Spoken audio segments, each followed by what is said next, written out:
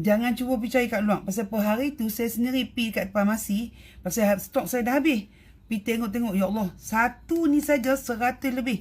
Tetapi kalau you patah balik pergi ke beg kuning. Pasal sekarang ni Medicube tengah buat offer. 2 ni. Atau you pilih lah. You nak yang ni ke. You nak campur dengan yang lain ke. You boleh pilih.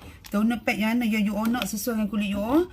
Untuk dengan harga tengah promo gila ni. You boleh dapat kat beg kuning sekarang. Macam saya malam ni.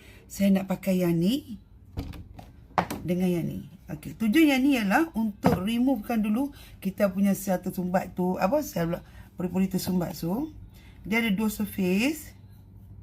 Okey. Yang bahagian berbiji ni untuk exfoliatekan dia, yang ni soothingkan dia. So, clearkan kulit muka kita.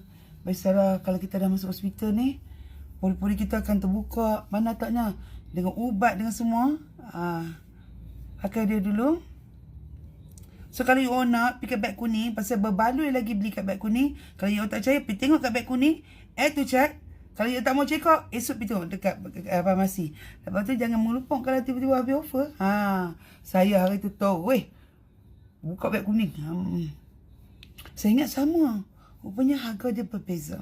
Alright, terima kasih TikTok bagi good price for this item. You all boleh pilih. You all nak yang ni dengan yang ni boleh. You all nak dengan kojic acid boleh. Pilih saja mana yang sesuai untuk kulit you all.